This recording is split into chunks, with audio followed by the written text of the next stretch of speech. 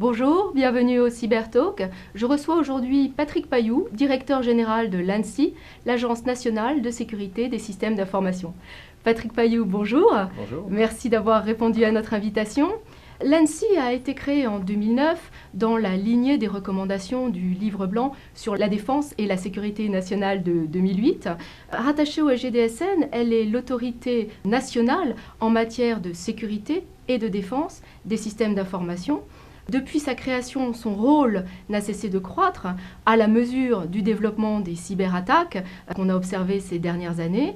Face à ce développement, le Livre blanc de 2013 a posé la sécurité et la défense des systèmes d'information au cœur des priorités stratégiques de la nation.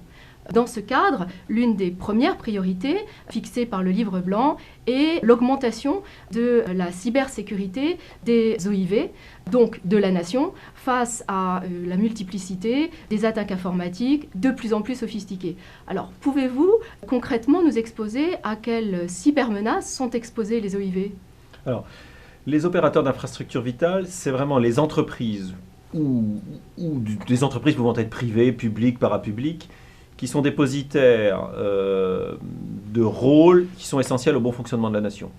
On a des grands hôpitaux, on va retrouver les opérateurs de communication électronique, on va retrouver les producteurs, distributeurs d'électricité, distributeurs d'eau, l'alimentation, les banques, etc. Enfin, tout un ensemble, les systèmes de transport, tout un ensemble de métiers qui sont essentiels au bon fonctionnement de la nation, au sens où s'ils s'arrêtent, s'ils ne fonctionnent plus, ça va mettre en danger concrètement la nation. Donc c'est ça ce qu'on appelle un opérateur d'infrastructure vitale.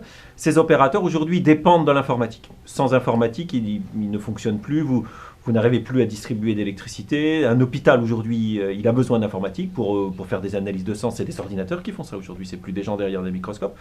La distribution de l'eau, elle est contrôlée par des systèmes électroniques. Les transports, bien sûr, les transports ferroviaires, transports aériens, là-dedans vous avez beaucoup d'informatique.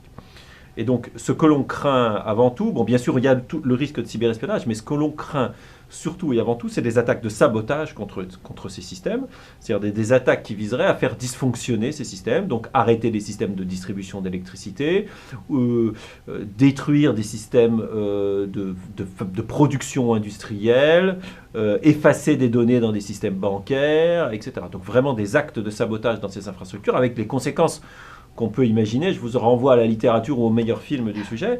Sauf que malheureusement, on a changé. On n'est plus dans le domaine de la littérature, on n'est plus dans le domaine de la science-fiction, on est dans le domaine de la réalité. Parce que depuis un certain nombre de mois maintenant, on commence à voir arriver des véritables attaques de sabotage. On en a eu plusieurs. La première, c'est l'affaire Stuxnet contre les centrifuges iraniennes. On a eu une attaque contre Aramco, qui est le Total saoudien, dans lequel des attaquants ont détruit d'un coup d'un seul plusieurs dizaines de milliers d'ordinateurs qui se sont retrouvés avec leurs données totalement effacées et donc leur système d'information totalement inutilisable du jour au lendemain. On a eu une affaire en Corée. Enfin, ce genre d'attaque commence à se multiplier. On voit des attaquants, des gens qui s'intéressent à ces questions et des travaux de planification en termes de sabotage informatique. Et donc, il est essentiel de veiller à ce que toutes ces infrastructures dont la nation dépend pour vivre soient correctement sécurisées, protégées, résistantes, résilientes contre des pannes et des attaques informatiques malveillantes. Alors, le Livre blanc entérine l'idée d'un projet de loi pour renforcer la cybersécurité de ces OIV à travers un certain nombre de mesures.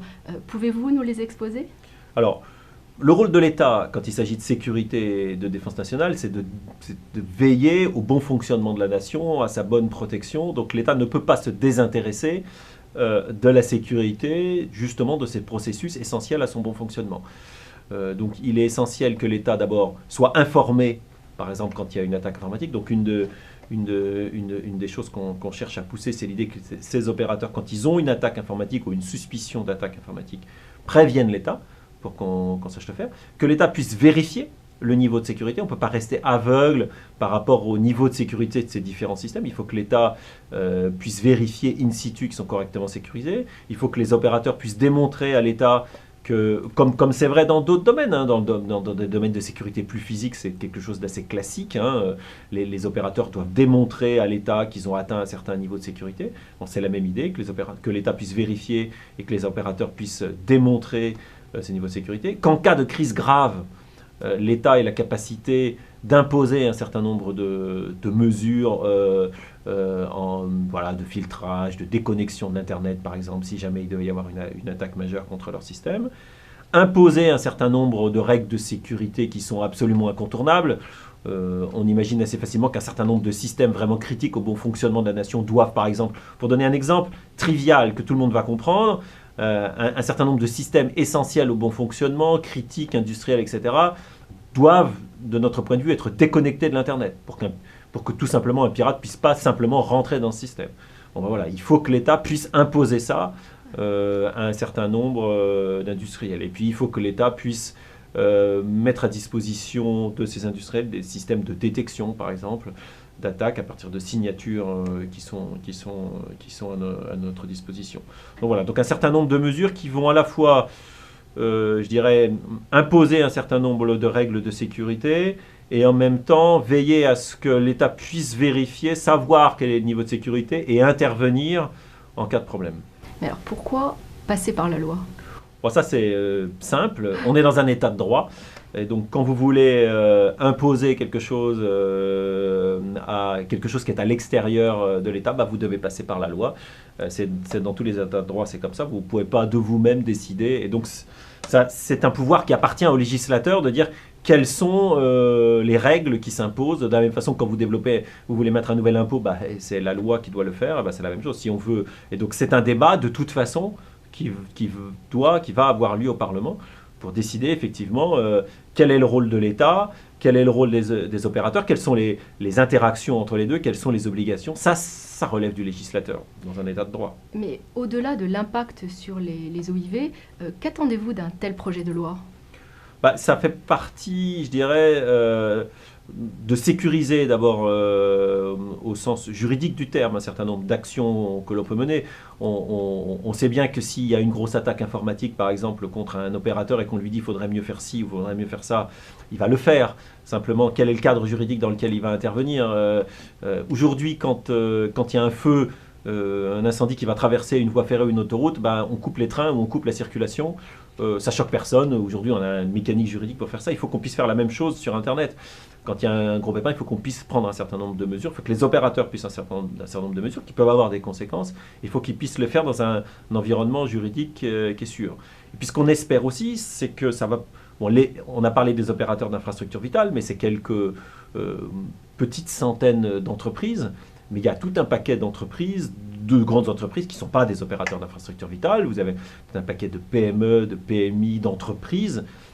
On espère qu'elles vont s'inspirer de ces règles-là, parce que ces règles-là vont s'imposer à l'État et aux entreprises dans leur fonctionnement quotidien, dans leurs interactions, les droits et les devoirs des uns et des autres vis-à-vis de ces entreprises, mais toutes les autres peuvent très largement s'inspirer. C'est vrai que si on impose à un certain nombre d'entreprises, un certain nombre de règles de sécurité, de bonnes pratiques, de déclaration d'incidents, d'audits, de vérification de sécurité, l'ensemble de ces règles, évidemment, elles peuvent s'appliquer dans un ensemble de domaines qui ne sont pas du domaine strictement régalien de l'État.